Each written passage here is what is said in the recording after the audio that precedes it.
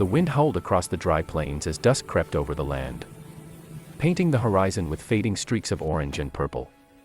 Dust swirled in the air, dancing around the old widow's ranch as the last traces of sunlight sank behind the hills.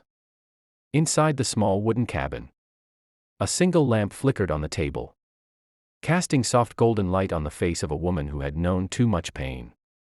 Her name was never spoken much in town anymore. Folks called her simply the widow of Red Creek. Her husband had died 3 winters ago, shot down in a land feud that took half her spirit with him. Since then, she lived alone, tending the ranch he'd left behind, her eyes as cold and guarded as the barrels of the shotgun she kept by the door. But that night, fate was riding her way, on the back of a man whose reputation rode faster than his horse. He came through the storm, cloaked in black, the kind of man mothers warned their sons not to cross and daughters not to look too long at. His name was Colt McGraw, the outlaw, who'd once burned down a sheriff's office in Texas and vanished without a trace.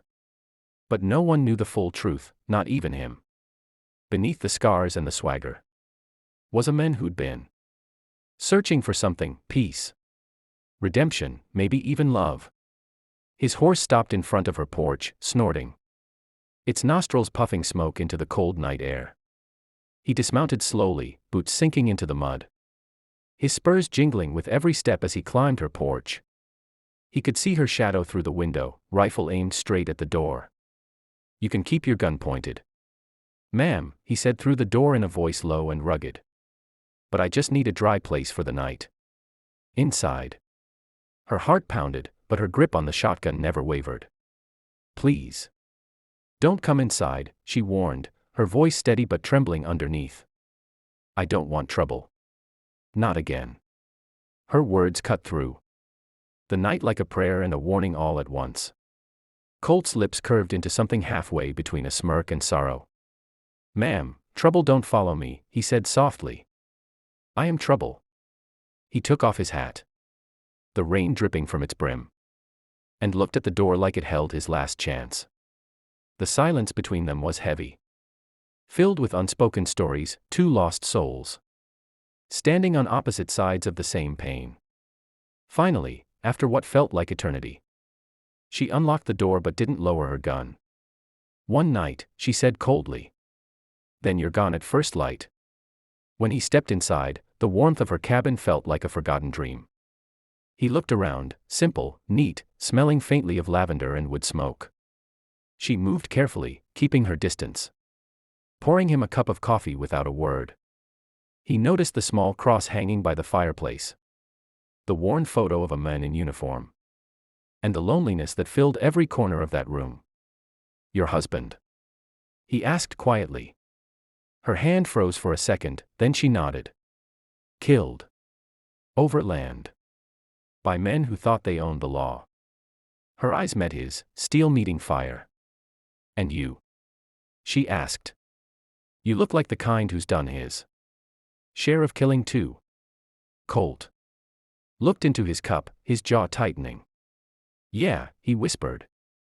"But I stopped keepin' count when the guilt got heavier than the bullets." Outside, thunder rolled. Inside, their walls began to crack, not the wood, but the ones built around their hearts. Hours passed. They talked little, but every glance, every silence, said more than words could. He told her about the brother he'd lost, the lies that turned him into an outlaw, the endless running from men and from himself. She listened, not with pity, but understanding. She told him about her land, her loss, and how she'd forgotten how to trust anyone. Somewhere between those stories, the air began to shift. Her hand brushed his when she passed the coffee pot. He froze. She didn't pull away. For the first time in years, she didn't feel alone. But danger always rides close behind men like Colt McGraw. At dawn, the peace shattered, 3 riders appeared at the edge of the valley, guns strapped and vengeance in their eyes. They were bounty hunters, sent to collect the outlaw dead or alive. Colt saw them through the window, his face hardening. "They found me," he said grimly, standing to his full height. The widow's breath caught. If they see you here, they'll burn your place down too, he finished. He grabbed his coat and gun belt. But before he could step out, her hand caught his arm. Don't, she said fiercely. If you walk out there, they'll kill you. Colt turned. Eyes dark with determination. If I stay, they'll kill you. The storm outside began again, wind screaming like the ghosts of their pasts. Please, she whispered, her eyes glistening. Don't come inside again if you leave. I can't lose another man to this cursed land. He looked at her, this fragile, fierce woman who'd faced grief and still stood tall, and something inside him broke. He cupped her face gently, the roughness of his hands brushing her tears. You already healed more of me than I deserved, he murmured. If I die out there, I die with peace. Then, before she could stop him, he stepped into the storm. Gunfire cracked across the valley. She pressed her hand to her chest, each shot echoing in her soul. The seconds stretched into forever until silence fell again, cold and heavy. She rushed outside, her boots sinking in the mud, calling his name through the rain. When she found him, he was on one knee. Wounded but alive, 3 bodies lying in the dirt around him. She dropped beside him, cradling his head in her lap. You fool, she sobbed, you could have died. He smiled weakly. Rain mixing with blood on his cheek. Guess the devil didn't want me yet. Her tears fell onto his face. And for the first time, he let someone hold him without fear. Days later, as the sun rose over Red Creek, the widow's cabin had 2 shadows moving inside instead of one. Colt stayed, not as an outlaw, but as a man reborn. Together, they rebuilt her fences, her hope, and the life both thought they'd lost forever. Sometimes, when night fell, she'd whisper, "You still shouldn't have come inside that night."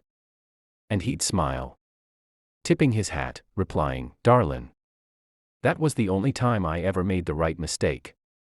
As the camera fades on the warm glow of the cabin and the distant cry of a hawk over the open range, the narrator's voice softens. Some hearts are guarded by walls so high that only a storm can break through. And sometimes, love doesn't ask for permission, it just rides in when you least expect it.